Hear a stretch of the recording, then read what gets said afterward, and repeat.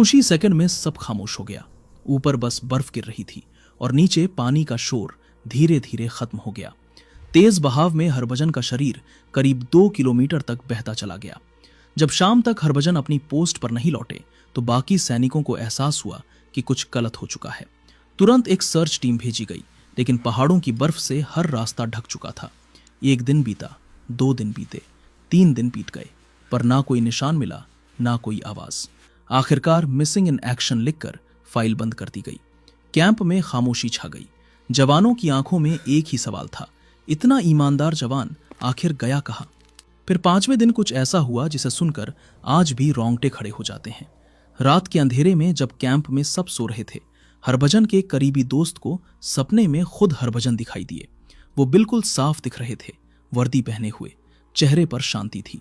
उन्होंने अपने दोस्त से कहा, मुझे ढूंढना बंद मत करो, मेरा शरीर अभी भी वहीं है, नदी में एक बड़े से पत्थर के नीचे फंसा है। और फिर उन्होंने वो एग्जैक्ट लोकेशन बताई जहां उनका शरीर था।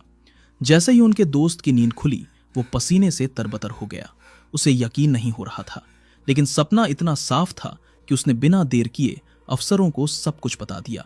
शुरू में किसी ने यकीन नहीं किया, लेकिन जब उसने एक एक डिटेल बताई तो एक सर्च टीम दोबारा भेजी गई और यहीं चमत्कार हुआ। जिस जगह का जिक्र सपने में किया गया था, वहां कुछ घंटों की तलाश के बाद हरभजन का शरीर मिल गया। बिल्कुल उसी पत्थर के नीचे, बिल्कुल उसी गहराई पर। वर्दी अब भी साफ थी, हथियार कमर पर था और चेहरे पर वही शांति जैसे वो बस सो रहे हों। यह देखकर सभी सैनिक सन्न रह गए। किसी की समझ में नहीं आ रहा था कि यह कैसे संभव हो सकता है। हरभजन का अंतिम संस्कार पूरे सैन्य सम्मान के साथ हुआ। उन्हें तिरंगे में लपेटा गया, सलामी दी गई और उन्हें वहीं नाथुला पास के पास दफनाया गया। सबने सोचा अब यह कहानी यहीं खत्म हो गई, लेकिन असल में यहीं से असली कहानी की शुरुआत हुई, क्योंकि उनकी शहादत के बाद नाथुला पास की पहाड़ियों में कुछ अजीब और डरावनी घटनाएं होने लगीं। रात में बंकरों के बाहर से आती धीमी सी खड़खड़ाहट, बर्फ पर किसी के कदमों के निशान और सर्च लाइट की रोशनी में दिखती एक परछाई। ये सब किसी एक जवान ने नहीं, बल्कि पूरे कैंप ने महसूस किया था।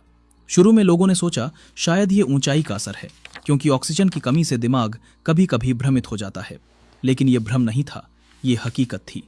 एक रात एक जवान ड्यूटी पर तैनात था। घड़ी में रात के ठीक 2 बज रहे थे। ठंड इतनी थी कि हड्डियां जम रही थीं। वो जवान थक कर थोड़ा बैठ गया और उसकी आंखें झपकने लगीं। तभी अचानक किसी ने उसके कंधे पर हाथ रखा और उसे जोर से झकझोरते हुए कहा, उठो, तुम ड्यूटी पर हो। ये वीडियो केवल इतिहास और सार्वजनिक रूप से उपलब्ध रिपोर्ट्स पर आधारित एक डॉक्यूमेंट्री शैली की प्रस्तुति है। इसमें किसी भी प्रकार की गोपनीय या संवेदनशील सैन्य जानकारी साझा करने का उद्देश्य नहीं है। यदि किसी जानकारी में त्रुटि हो तो कृपया हमें बताएं, हम उसे सुधारने के लिए तैयार हैं।